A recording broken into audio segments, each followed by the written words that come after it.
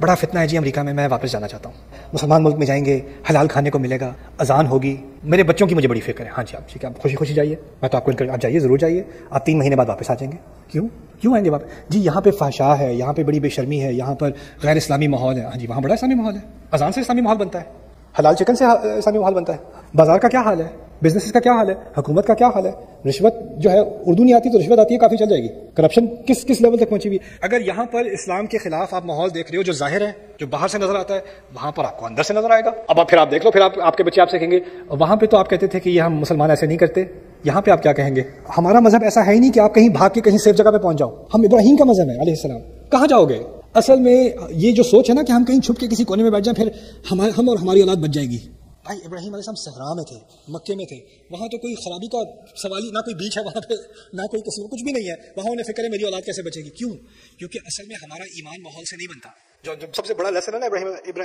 ईमान माहौल से नहीं बनता। ईमान अपने अंदर से अगर एक जो जमीन है वो जाग जाए ना, और तरह से उसकी लौ लग जाए, आप कहीं भी होगे आप रोशनी बन जाओगे। आप अंधेरे में होगे तो अंधेरे से आपको डर नहीं लगेगा, अंधेरे को आपसे डर लगेगा। असल बात ये है, असल चीज ये है। लेकिन हम क्योंकि वो चीज भूल गए हैं ना, तो हम समझते हैं कि हम अपने आप को जरा छुपा के किसी कोने में घुस जाएं तो फिर हमारे बच्चे सही रहेंगे। जी, तो ये थे नौमान अली ख़ान साहब, जो उन्होंने एक फ़िक्र पेश की। आज उसी फ़िक्र के बारे में बात करने जा रहे हैं कि गैर इस्लामी माशरे के अंदर मुसलमानों का रहना कैसा है, और इसमें हम जो इन्होंने पॉइंट्स रखे उन्हीं के ऊपर पॉइंट्स के ऊपर बात करेंगे। एक एक पॉइंट करके 3 पॉइंट्स दरअसल इन्होंने रखे। वो उनके ऊपर जाने से पहले तो हम ये बता दें कि हमारा कोई इनसे कोई ऐसा मामला नहीं है कि हम इनसे कोई बहुत इल्मी इख्तलाफ या कोई ऐसे मामले पे हो। हम इनको बड़ा प्रेज़ करते हैं जो कुरान पाक की दावत के हवाले से, तबलीग के हवाले से ये पूरी दुनिया के अंदर एक काम कर रहे हैं। तो अल्लाह ताला इनके उस काम में बरकतें दे और इनसे दीन का, कुरान पाक का और ज़्यादा काम ले। तो आइए उस मामले की तरफ चलते हैं जो इन्होंने रखा। इन्होंने असल में अपना जो ये पॉइंट ऑफ व्यू था कि आप कुफ़ार के मुल्क के अंदर भी आराम से रह सकते हैं, आपको कोई मसला नहीं, वहाँ अज़ान नहीं देने देते, चाहे आपको हलाल हराम का मसला है, चाहे वहाँ कैसीनो खुले हुए हैं, जो मर्ज़ी वहाँ पे हो रही है बदकारी, आपको कोई मसला नहीं है, आप वहाँ रह सकते हैं। यानी इनकी ये बात का मफ़हूम था। और इसके अंदर इन्होंने आखिर में एक पॉइंट रखा जो कि हज़रत इब्राहीम अलैहिस्सलाम को इन्होंने पेश किया, अपनी उस दलील को या फिर अपनी इस सोच को जस्टिफाई करने के लिए दलील पेश कर दी हज़रत इब्राहीम अलैहिस्सलाम की। कहते हैं हमारा मज़हब ऐसा नहीं है कि हम अलग होकर बैठ जाएं, तो हमारा मज़हब इब्राहीम का मज़हब है। ये हम नहीं कह रहे, ये नौमान अली ख़ान साहब अपनी उन चीज़ों के ऊपर कह रहे हैं, और ये छुप के हम नहीं रह सकते। तो वहाँ पे मक्के के अंदर भी उनको अपनी औलाद के बारे में फ़िक्र थी, हालांकि वहाँ पे कोई कैसीनो नहीं था या फिर कोई वहाँ पे बीच नहीं थे। यानी ये बात वो बंदा कर रहा है जिसको ये बात पता है कि जिस वक्त हज़रत इब्राहीम अलैहिस्सलाम ने मक्के में अपनी औलाद का बीवी वाला मामला देखा तो वहाँ पे तो कोई आबादी ही नहीं थी, ठीक है, कुछ जाके ये इस तरह की तशबीहात दें, ठीक है। यानी वो समझ लें वो एक वीरान इलाका था जिसको अल्लाह ताला ने हज़रत इब्राहीम अलैहिस्सलाम उनकी औलाद से आबाद करवाना था। तो यहाँ पे तो ये एग्जाम्पल इनकी बिल्कुल गलत हो जाती है, बल्कि इनको सोच समझ के मक्के के लिए इस तरह की एग्जाम्पलें बीच और कैसीनो वाली हज़रत इब्राहीम अलैहिस्सलाम के नाम के साथ देनी चाहिए। और फिर इन्होंने इसके अंदर एक और बात कही, चूँकि इन्होंने हज़रत इब्राहीम अलैहिस्सलाम का नाम लिया तो हम यहाँ पर आपको बताते चलें कि इन्होंने बहुत ही नेगेटिव एग्जाम्पल दी हज़रत इब्राहीम अलैहिस्सलाम की। क्योंकि कुफ़ार के मुल्क में रहने के लिए दलील में आप हज़रत इब्राहीम अलैहिस्सलाम की एग्जाम्पल ही कोट नहीं कर सकते। क्यों नहीं कोट कर सकते वो सुन लीजिए ज़रा। हज़रत इब्राहीम अलैहिस्सलाम कुफ़ार के इलाके के अंदर, अगर नमरूद के इलाके के अंदर भी रह रहे हैं तो वहाँ पे भी वो ओपनली उस वक्त के हाकिम को या नमरूद को या बड़े को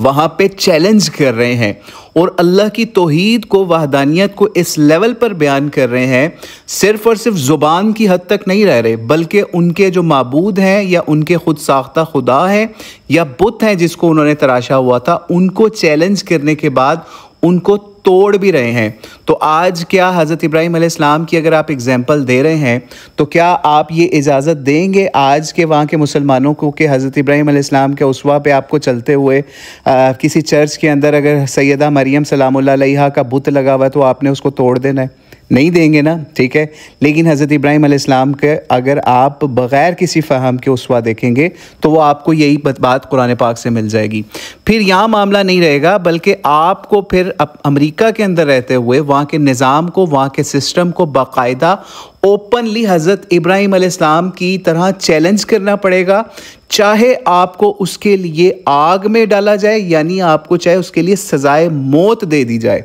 ठीक है। क्या आप उसके लिए तैयार हैं? हमने आपको नहीं देखा कि इस तरीके से आप अमेरिका के सदर को, उनके सिस्टम को, उन चीज़ों को ओपनली चैलेंज करें कि आप उनको नमरूद से, फ़िरौन से, इन लोगों से तशबीह दे के आप कहें कि जनाब इनके ख़िलाफ़ जद्दोजहद करना फ़र्ज़ है आपके ऊपर। क्या आप कर सकते हैं? नहीं कर सकते। ये तो हज़रत इब्राहीम अलैहिस्सलाम के उसवा की बात थी। फिर इनको एक और बात बता दें कि जिस वक्त हज़रत इब्राहीम अलैहिस्सलाम का वहाँ मामला नहीं हो सका कि वहाँ पे वो अपना दीन या फिर इस्लाम को या फिर दीन इब्राहिमी को वहाँ इस्टेब्लिश कर सकते, तो उन्होंने वहाँ से हिजरत कर ली। यानी आप हज़रत इब्राहीम अलैहिस्सलाम का उसवा पेश कर रहे थे, तो फिर हज़रत इब्राहीम अलैहिस्सलाम का उसवा कुरान से ये हमें मिलता है कि आपकी अगर वहाँ पे दावत का मामला नहीं हो पा रहा, यानी दीन का वो वाला नहीं जो आप लोग सेमिनार करवा के तो वहाँ पे टिकटें बेच के तो वहाँ पे वाह करवा के या कुरान पाक की कुछ आयात पढ़ के समझते हैं कि हमने दीन की बात कर ली। नहीं, वहाँ के सिस्टम को चैलेंज किया इब्राहीम अलैहिस्सलाम ने, और जब वो इस्टेब्लिश वहाँ नहीं हो सका तो वहाँ से हिजरत करके फिर दूसरी सरजमीन के ऊपर शाम की तरफ, इराक़ से शाम की तरफ चले गए, ठीक है। वो किस लिए था? ठीक है, वो बाकायदा इसलिए था कि उम्मत को बताया जाए कि जो लोग हज़रत इब्राहीम अलैहिस्सलाम को फॉलो करते हैं उनको दीन का निज़ाम इस्टेब्लिश करना है। अगर इराक़ में नहीं हो रहा तो शाम में जाके कर लो, ठीक है। मक्का में नहीं हो रहा तो मदीने में कर लो। तो भाई यहाँ पे आपको हज़रत इब्राहीम अलैहिस्सलाम से पहले नबी अलैहिस्सलाम की एग्जाम्पल देनी चाहिए थी कि चाहे काबा भी है आपके पास, चाहे आपके पास जमजम भी है, लेकिन आपके पास अगर दीन का निज़ाम नहीं है तो मक्का में भी रहना आपके लिए ममनू करार दे दिया जाएगा अल्लाह की तरफ से, क्योंकि कुफार का वहाँ पे निज़ाम है। अब आप मदीने हिजरत करेंगे, वहाँ पे अपना निज़ाम कायम करेंगे, जंगें करेंगे और फिर अल्लाह की उस हरम को वापस लेंगे जिसको बैतुल्लाह या काबा कहा जाता है या मस्जिदुल हराम कहा जाता है। ये था उसवाए रसूल, ये था उसवाए इब्राहीमी, ठीक है, कि आपको उन जगहों पे दीन को इस्टेब्लिश करना है जहाँ पे आपके पास स्पेस है, फिर वहाँ से आपको उन जगहों को भी कैप्चर करना है जो कि कुफार के हाथ में आपकी जगह हैं। बजाय इसके कि आप वो करते, उल्टा आपने ये कहना शुरू कर दिया कि भाई दीन वाले निज़ाम की आपको कोशिश इस तरह से, किसी जगह पे ऐसे मामला ही नहीं है कि आपको हिजरत करनी है या ऐसे मकान ढूंढने हैं, ऐसी जगह ढूंढनी है कि आप वहाँ पे जाएं। अभी हम आपको उन अहादीस की तरफ नहीं लेके जा रहे कि जिनके अंदर नबी अलैहिस्सलाम की तरफ से फितने के दौर के अंदर जो है वो मोमिन का सबसे बेस्ट मालो मता जो है उसकी बकरियां या पहाड़ी के ऊपर जाके रहना और इस तरह के मामला, और सहाबा ने ऐसा करके दिखाया फितने के दौरों के अंदर, ठीक है। और ये लोग आपको कह रहे हैं कि हिजरत का या फिर कुफार के इलाकों के अंदर या दीन के निज़ाम के बगैर इलाकों के अंदर रहने का कोई मसला ही नहीं है। ये जी आप माहौल से कुछ नहीं होता, तो भाई माहौल से ही सब कुछ होता है। अगर माहौल से नहीं होता तो फिर आप किस लिए समझ लीजिए कि एक माहौल अपने बच्चों को प्रोवाइड ऐसा करते हैं। कुफार के माहौल के मुकाबले में क्यों संडे स्कूल्स इस वक्त अमेरिका के अंदर खुले हुए हैं? इसलिए खुले हुए हैं कि एक मुसलमानों वाला माहौल क्रिएट किया जाए उसी सर्कल के अंदर, और अब मजबूर हैं कि पैसा दूसरी जगहों पे उस तरह मिल नहीं सकता या फिर उस तरह से हमें राइट्स नहीं मिल सकते, तो हम उसी कल्चर के अंदर रहते हुए culture with in culture create करके मुसलमानों को ये बताएं कि अगर 5 दिन आप कुफार के स्कूलों में, कॉलेजेस में, यूनिवर्सिटीज़ में पढ़ते हैं तो ये आपका निज़ाम, आपका सिस्टम, आपका मामला ये नहीं है। असल वो चीज़ है जो हम आपको संडे स्कूल के अंदर आपकी तालीम और तरबियत करेंगे। Why Sunday schools in America और यूरोप, पूरी दुनिया के अंदर खोले गए इसी वजह से,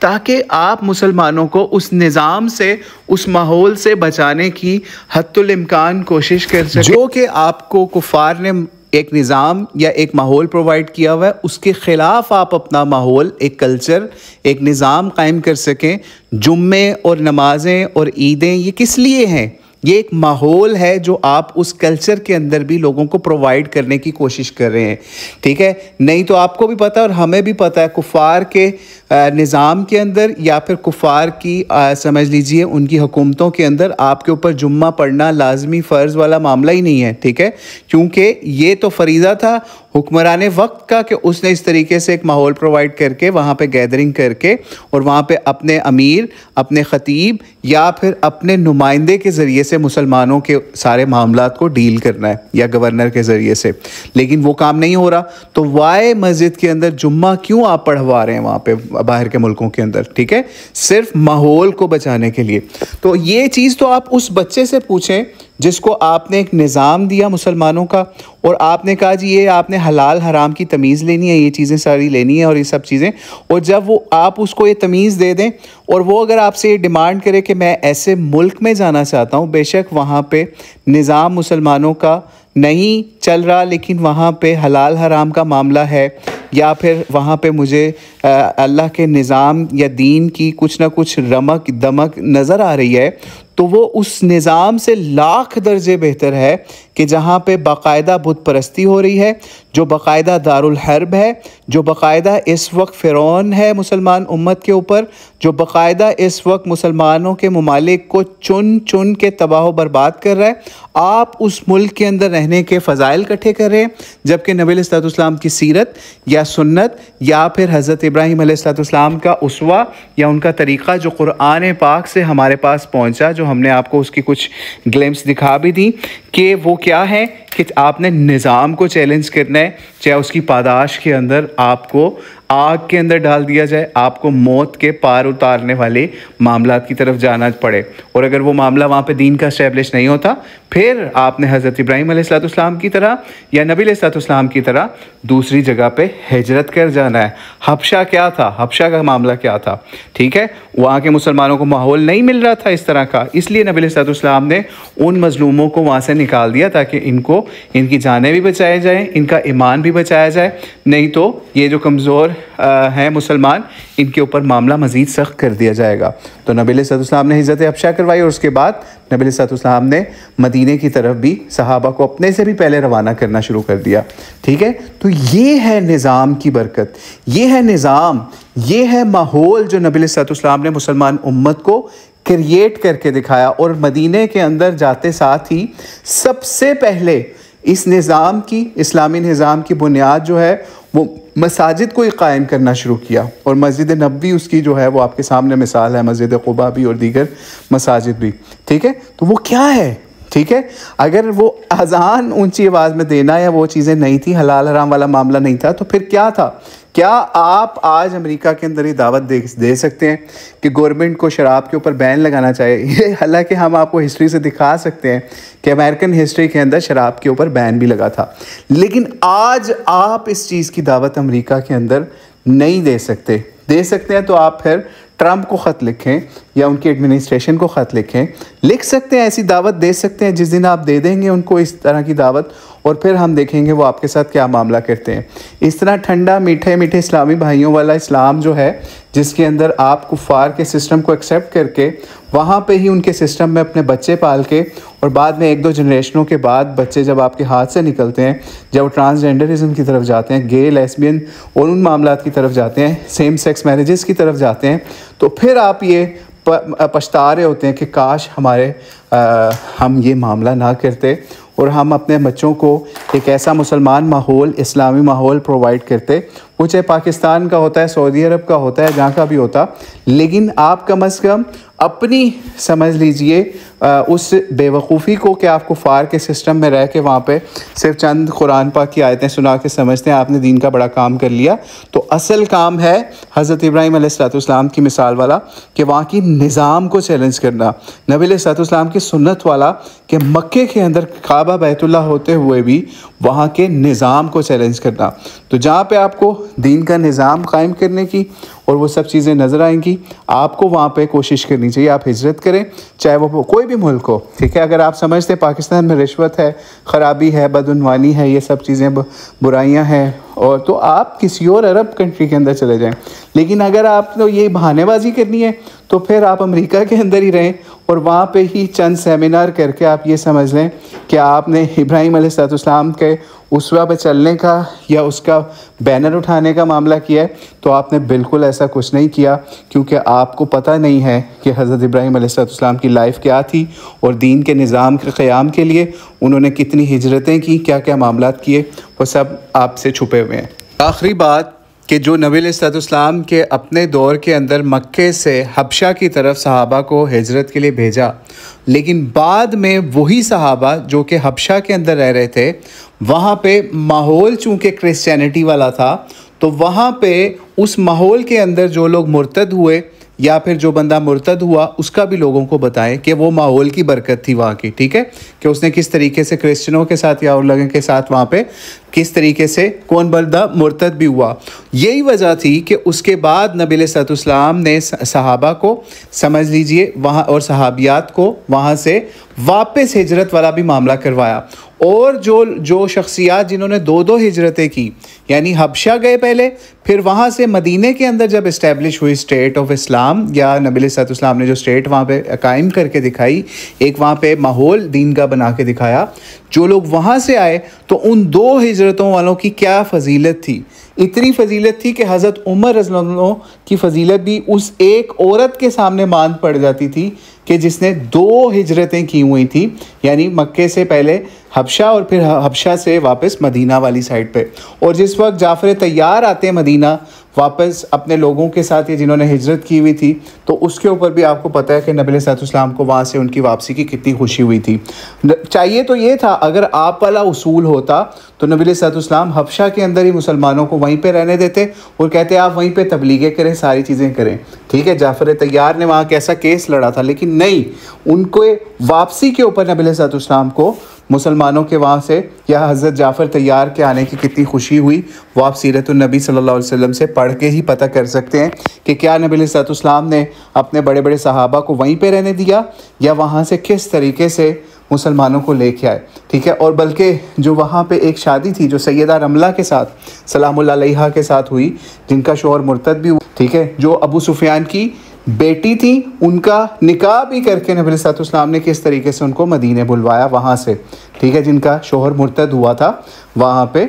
हबशा वाली हिजरत के अंदर क्या हुआ। तो ये मामलात होते हैं माहौल का असर, ठीक है, कि नबी अलैहिस्सलाम को भी सहाबा को, सहाबियात को हबशा से भी मदीना बुलाना पड़ा, या फिर वो उनके सुन्नत से या सीरत से पता चलता है कि किस तरीके से वहाँ से जोक दर जोक लोग हबशा से वापस मदीने के अंदर आके इस्लामिक स्टेट के अंदर बसे। ये नहीं हुआ कि वहाँ पे अगर उनको नमाज रोज़े की इजाज़त है तो वहीं पे ही नबी अलैहिस्सलाम उनको बिठा के, आज के जिस तरह से कुफ़ार के मुल्कों में आप लोग अमेरिका के अंदर रहने की दलीलें घड़ते हैं। तो अल्लाह ताला आप लोगों को हिदायत दे, हम यही दुआ ही कर सकते हैं आप लोगों के लिए।